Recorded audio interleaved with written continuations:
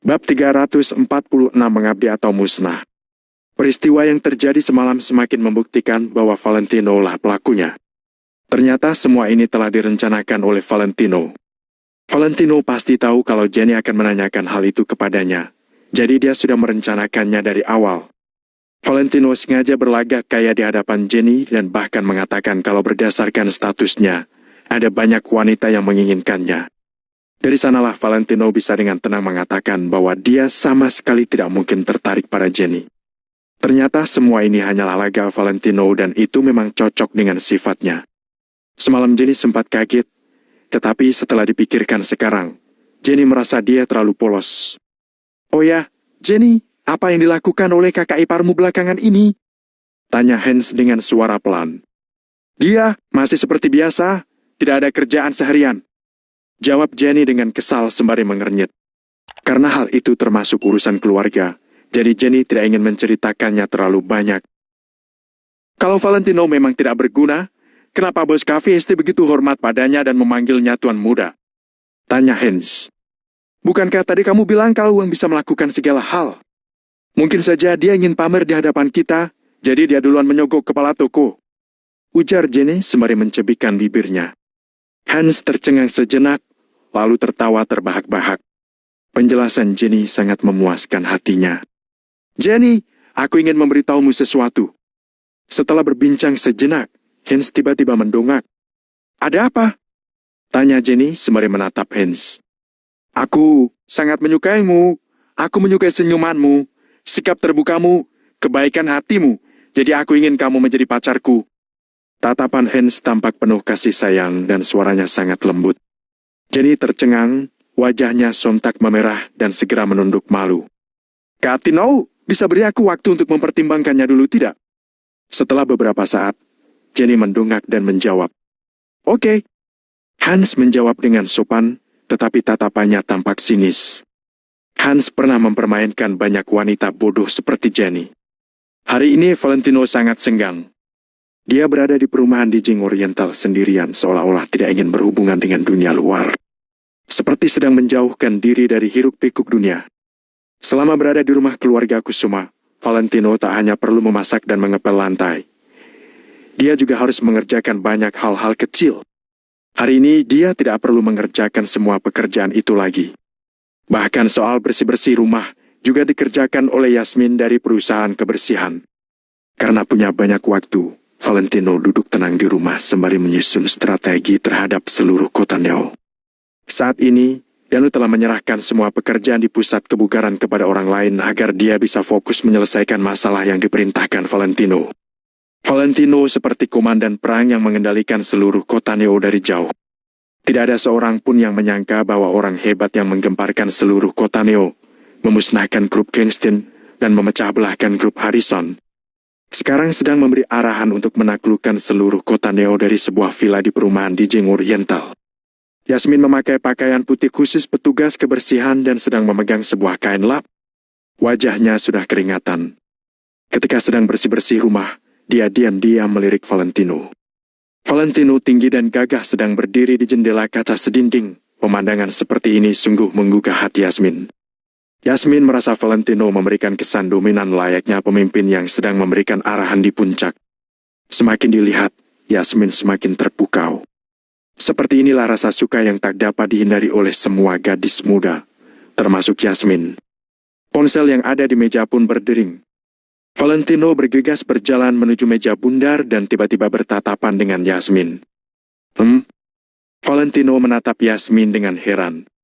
"Ah, Tuan Valentino, aku sudah selesai membersihkan lantai atas, aku akan turun untuk membersihkan lantai bawah." Yasmin tampak panik. Dia sontak mengambil kain lap dan segera turun.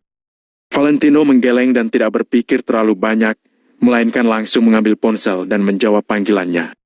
"Halo, Valentino, aku Cindy." Begitu tersambung, terdengar suara gadis yang sangat bersemangat. Saat ini tampang Cindy terlintas dalam benak Valentino, tubuhnya tinggi dan langsing.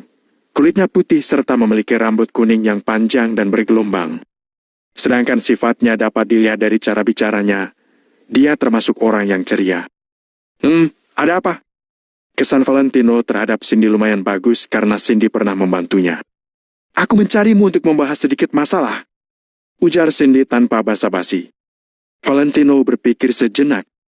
Tadi dia baru menyuruh Danu untuk melakukan satu hal, sekarang dia masih sedang menunggu balasan Danu.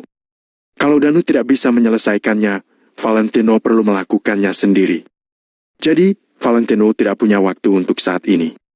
Valentino pun menjawab, hari ini tidak bisa, aku ada urusan. Tidak masalah. Besok aku baru membutuhkan bantuanmu. Apakah besok kamu ada waktu? Tanya Cindy dengan segera. Besok kita lihat saja nanti, seharusnya ada waktu. Jawab Valentino sembari mengangguk. Setelah meninggalkan keluarga Kusuma, Valentino memang tidak perlu menghabiskan waktunya untuk hal-hal kecil lagi. Baik, begini saja, besok kamu harus membantuku. Cindy berbicara dengan cepat, lalu menutup telepon tanpa menunggu jawaban Valentino. Valentino menggelengkan, sifat Cindy benar-benar membuat orang pusing. Valentino belum menanyakan apa yang perlu dibantu, tetapi Cindy sudah membantunya membuat keputusan. Akan tetapi, Valentino merasa Cindy termasuk gadis yang baik, jadi kalau sanggup, dia tak keberatan untuk membantunya. Terlebih lagi, akan lebih bagus kalau bisa menjalin hubungan dengan keluarga Cendana melalui Cindy. Sekarang situasi kota Neo sudah mulai menjadi jelas. Kekuasaan di dunia mafia milik Black Tiger Security telah ditaklukkan oleh Valentino. Grup laki juga tunduk pada Valentino. Valentino sudah mengendalikan grup laki dan Black Tiger Security, serta mengambil alih grup gangster dan perusahaan misterius yang merupakan aset keluarga Ika, ditambah dengan rencana meteor yang terus merambat di kota Neo. Valentino yang sekarang sudah berbeda dengan Valentino yang dulu. Dia sanggup membawa pengaruh pada kota Neo dengan hanya mengucapkan satu kata. Selain itu, semua kekuasaan ini tidak ada hubungannya dengan keluarga Wijaya di kota Kamer. Semuanya ini didapatkan oleh Valentino sendiri. Valentino akan menjalin hubungan dengan kekuasaan-kekuasaan besar yang tersisa satu persatu. Mereka hanya bisa memilih untuk tunduk pada Valentino atau menjadi seperti grup gangster. Dalam proses ini, Valentino tidak akan berbelas kasihan lagi. Semua kekuasaan hanya ada dua pilihan, mengabdi atau musnah. Bab 347 Aku Mencintainya. Valentino merasa bahwa mereka para orang besar itu bisa sampai pada titik hari ini. Jelas bukan orang bodoh, jadi mereka pasti tahu harus bagaimana memilih. Sedangkan kekuatan kecil lainnya, tidak lain adalah parasit yang bersandar pada kekuatan besar. Ada mereka atau tidak juga sama saja. Di kota Neo ini, Valentino bertekad untuk menjadi penguasa dengan tangannya sendiri. Hanya ada satu orang di kota Neo yang dapat melakukan hal ini. Orang itu adalah Valentino Wijaya. Malam hari, di rumah Angel. Angel dan adiknya ada di sini, ditambah Mary dan suaminya. Mereka sekeluarga duduk bersama untuk makan. Hanya tempat duduk Valentino yang kosong. Tetapi, seperti biasa Angel masih tetap membawa 5 pasang peralatan makan. Di tengah jalan, dia berhenti di tempat dan kembali ke dapur sambil menghela napas. Dia meletakkan kembali peralatan makan yang lebih itu. Di dapur yang tenang, Angel menatap kosong peralatan makan itu dengan linglung. Valentino telah menggunakan peralatan makan ini selama 3 tahun. Pada awalnya, Mary sangat jemu kepada Valentino. Bahkan peralatan makan Valentino dikeluarkan secara terpisah agar tidak tercampur dengan milik anggota keluarga lainnya. Valentino tidak pernah mengatakan apapun, semuanya dia tahan di dalam hati secara diam-diam. Dan dengan kekuatan yang ditunjukkan Valentino tadi malam, dia sama sekali tidak perlu berbuat seperti ini. Lagi-lagi air mata Angel mengalir di dapur yang sunyi itu. Seharian ini, dia banyak melamun saat bekerja. Dia terpaksa naik taksi sendirian saat berangkat kerja pagi ini. Karena terus melamun, dia sampai-sampai melewati titik pemberhentian.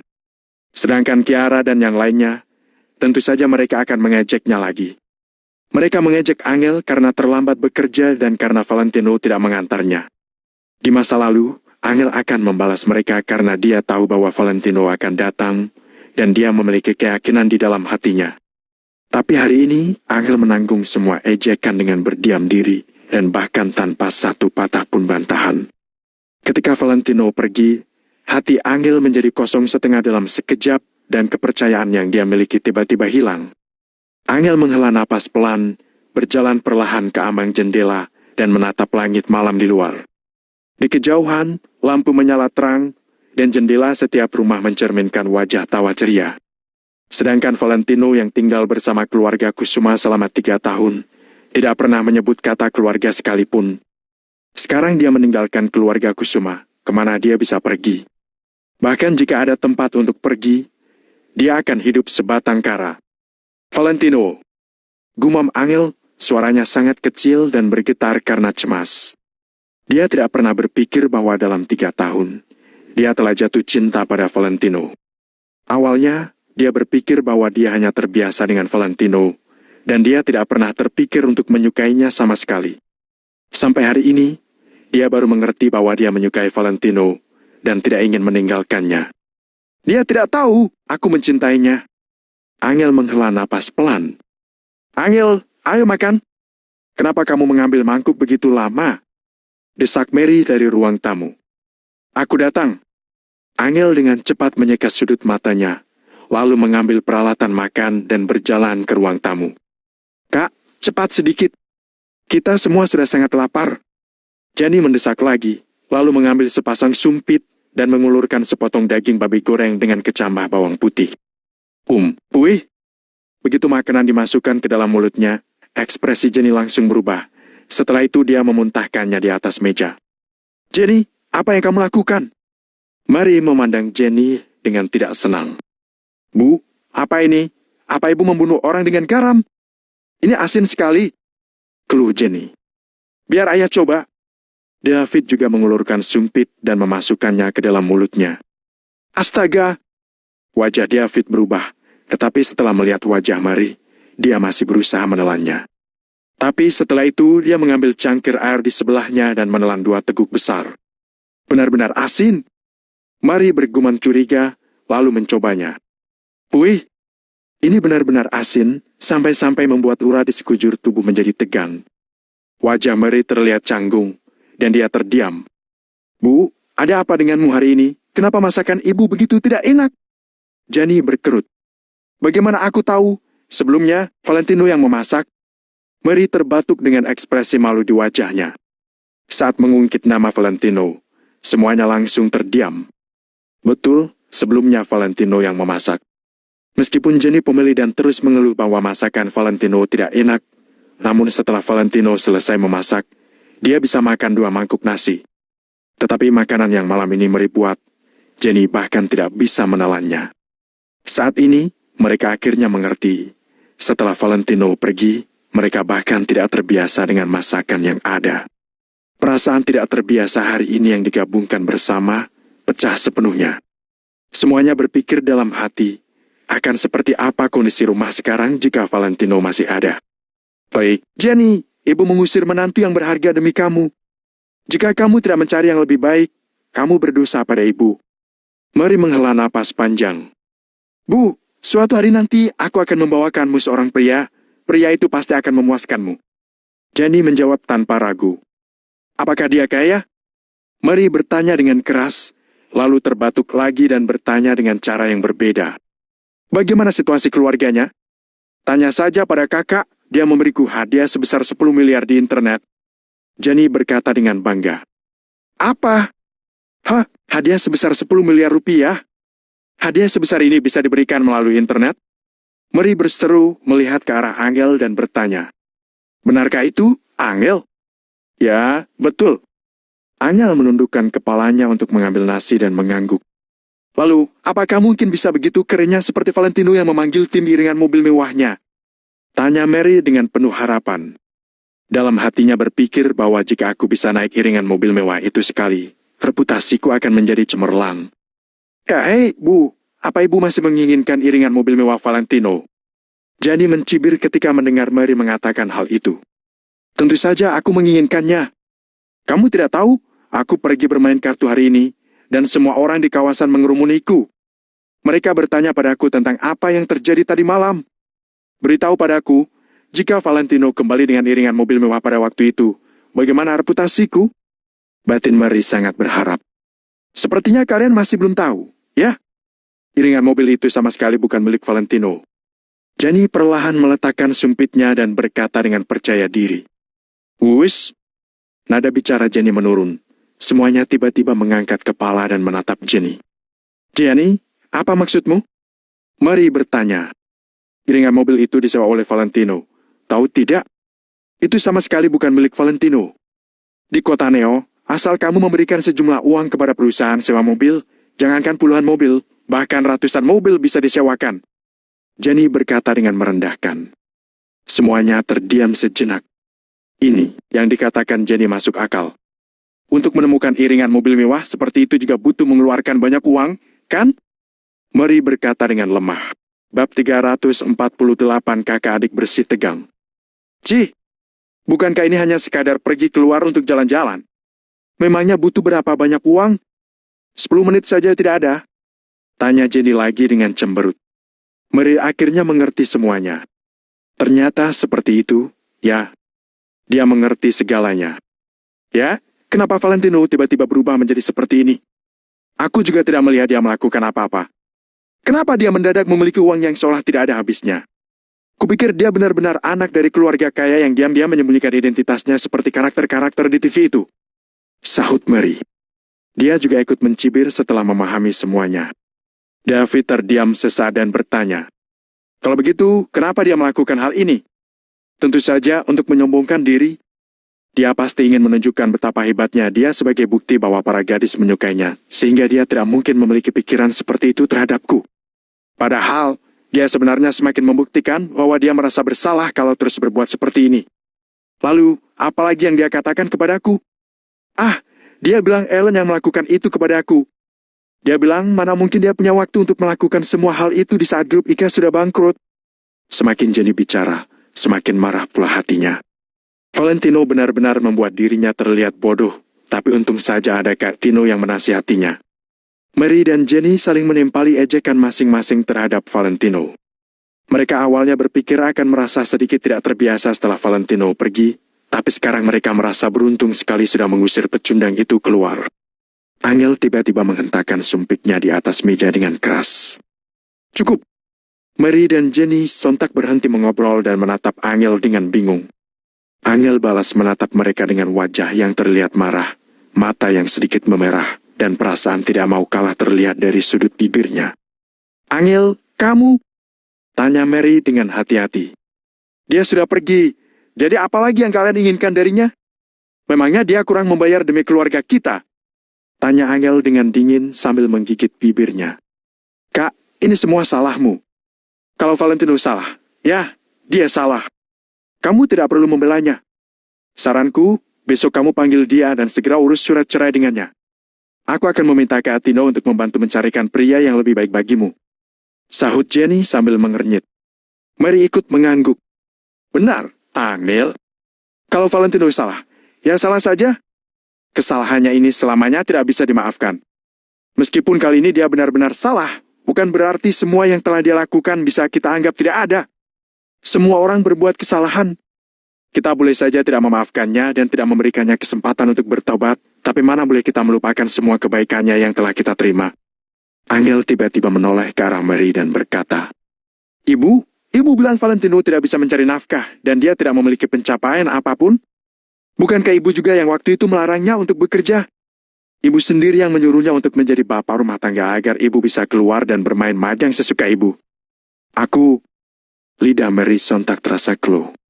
Kemudian, Angel menatap David dan berkata, Ayah, apa ayah lupa bagaimana Valentino menabung untuk waktu yang lama demi membelikan ayah satu set peralatan minum teh karena tahu ayah suka minum teh? Dia bahkan tidak membeli satu helai pakaian baru pun untuk dirinya sendiri. Itu, ekspresi David terlihat malu hati. Lalu, kamu? Angel akhirnya menoleh menatap Jenny. Aku kenapa? Tanya Jenny sambil mengernyit. Angel bangkit berdiri, lalu memukul meja dan memarahi semua orang. Valentino lah yang langsung menjemputmu ketika kamu pulang ke tanah air, dan dia jugalah yang menjadi supirmu untuk mengantarkanmu reuni dengan teman-temanmu di bar.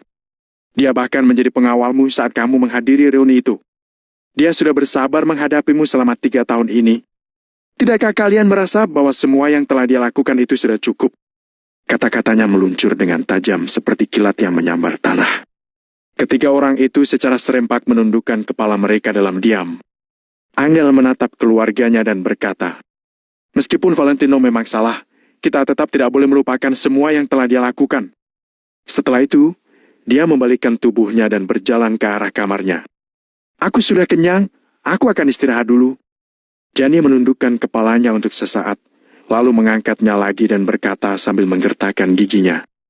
Kak, Valentino memang membayar banyak, tapi aku juga tidak akan memaafkannya. Aku tidak akan pernah melupakan apa yang telah dia lakukan kepadaku. Kalau kamu begitu menyayanginya, silakan panggil dia kembali ke rumah ini. Tapi, Gianni, akan angkat kaki dari rumah ini sekarang juga dan tidak akan pernah kembali lagi ke sini. Setelah itu, Gianni pun mengambil tasnya yang ada di atas sofa dan hendak keluar dari rumah. Mary bergegas ke depan untuk menghentikan Gianni. Gianni? Kamu mau apa, Gianni? Karena Valentino sudah membayar banyak demi keluarga ini dan aku hanya tahu menikmati hidup, jadi aku pergi saja. Sahut Gianni sambil mengidikkan bahunya. Angel membalikkan tubuhnya dengan perlahan dan menatap adiknya. Gianni, kamu tahu maksudku bukan seperti itu. Aku tidak ingin tahu apa maksudmu. Pokoknya selama kamu menyayangi Valentino, maka aku akan pergi. Rumah ini untuk kalian saja. Sahut Gianni keras kepala. Untuk pertama kalinya, perselisihan emosional muncul di antara kedua kakak beradik ini. Omong kosong? Kamu mau kemana malam-malam seperti ini? Bentak David sambil memukul meja. Aku mau menemui Kak Tino, jawab Gianni. Dia menghempaskan tangan Mary dari lengannya dan kembali berjalan ke arah pintu. Gianni? Panggil Angel. Akan tetapi, Gianni benar-benar mengabaikannya. Dia langsung membuka pintu tanpa repot-repot mengganti sepatunya. Ah! Seru Gianni begitu membuka pintu. Dia secara refleks mengambil beberapa langkah mundur. David, Mary dan juga Angel bergegas ke arah pintu. Ternyata ada dua orang petugas 112 yang mengenakan seragam dan topi lebar yang sedari tadi berdiri di luar. Salah satu dari mereka memegang map di tangan kiri sementara tangan kanannya terus mengetuk pintu. Sebelum dia sempat mengetuk lagi, Gianni tiba-tiba sudah membuka pintu sehingga mereka berdua sangat kaget. Siapa kalian? Tanya Angel. Halo, kami berasal dari area yurisdiksi sini. Ini adalah tanda pengenalku. Kata salah seorang dari mereka. Lalu dia mengeluarkan tanda pengenalnya dan menunjukkannya ke hadapan mereka berempat. Oh, halo. Ada apa? Jantung Mary sedikit berdegup lebih kencang. Walaupun dia tidak melakukan kejahatan apapun, tetap saja orang biasa akan secara refleks menjadi gugup saat didatangi oleh orang-orang seperti ini. Begini, ada sesuatu yang perlu kami tanyakan kepada Gianni. Jawab pekerja itu. Mary menelan air ludahnya. Oh, begitu? Ada apa? Ya? Selain Gianni yang sudah bisa menebak alasannya, mereka bertiga sama sekali tidak tahu apa-apa. Ibu, suruh mereka masuk dan bicara di dalam saja, kata Angel. Kesadaran Mary pun kembali dan dia buru-buru menyuruh kedua orang itu untuk masuk ke dalam rumah. Kedua pekerja itu juga tidak menolak. Bagaimanapun juga, masalah ini tidak bisa diselesaikan hanya dalam waktu 1-2 menit. Mereka berenam segera masuk ke dalam. Dua orang pekerja yang satunya gemuk dan satunya kurus itu duduk di atas sofa sementara Mary keluarga duduk di sekeliling mereka dengan sedikit gelisah.